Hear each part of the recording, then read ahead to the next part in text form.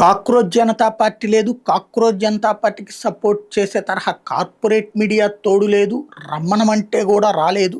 జార్ఖండ్ విద్యార్థి ఎవరి కోసమో వేచి చూడలేదు, పోరాడారు, ఆమరణ నిరాహార దీక్షలు చేశారు. సోనం వాంగ్ చుక్కొచ్చినట్టు కేంద్ర మంత్రులు వచ్చింది లేదు. బట్ జార్ఖండ్లో పోరాడి పోరాడి పోరాడి విజయం సాధించినటువంటి పరిస్థితి.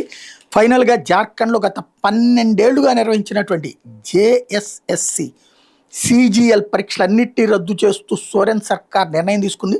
విద్యార్థుల డిమాండ్లను అంగీకరించింది జార్ఖండ్ ముక్తి మోర్చా ప్రభుత్వం.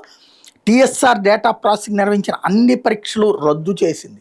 ఓవరాల్గా మొన్న రామ్దేవ్ బాబా చెప్పినట్టు పరీక్షల్ని అమ్ముకుంటున్నారు ప్రభుత్వ పదవులు అనడానికి సాక్ష్యమైనటువంటి అంశం అన్నది అక్కడ విద్యార్థులు చేసినటువంటి ఉద్యమం యొక్క ఉద్దేశం. ఇప్పుడు 12 ఏళ్లలో అన్ని పరీక్షల్ని రద్దు చేస్తూ తీసుకున్నటువంటి నిర్ణయం సంచలనాత్మకమైనటువంటి, తద్వారా విద్యార్థులు విజయం సాధించారు. కానీ ఇప్పుడు అలాగే ఈ 12 ఏళ్లలో పరీక్షల ద్వారా సెలెక్ట్ అయినటువంటి ఉద్యోగులు రేపు కోర్టుకు వెళ్తే కోర్టు ఆపేసే అవకాశం ఉంటుంది.